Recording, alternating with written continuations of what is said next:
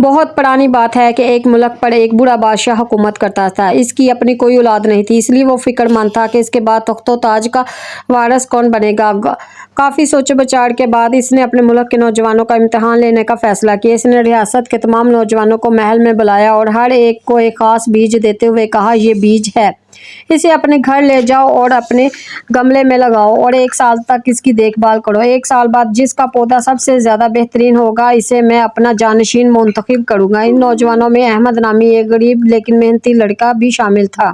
سے بیج گملے میں بو دیا، وہ روزانہ اسے پانی دیتا اور اس کی دیکھ بھال کرتا، لیکن کوئی ہفتے گزرنے کے بعد بھی گملے میں کچھ نہ نکلا۔ کچھ مہینے گزرے تو دوسرے نوجوانوں نے چرچا شروع کر دیا کہ ان کے گملوں میں خوبصورت پودے اگ آئے ہیں۔ احمد بہت اداس ہوا، لیکن اس نے ہمت نہ ہاری اور مٹی کی خدمت کرتا رہا۔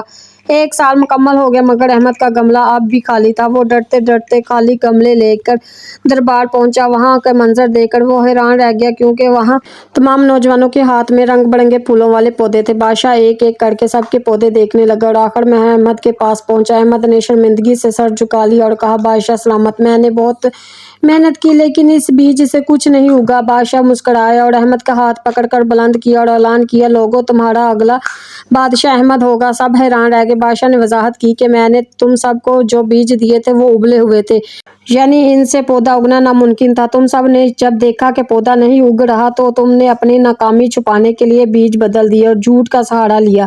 صرف احمد وہ شخص تھا جس نے سچائی اور ایمانداری کا دامن نہیں چھوڑا اور خالی گملہ لانے کی ہمت کی۔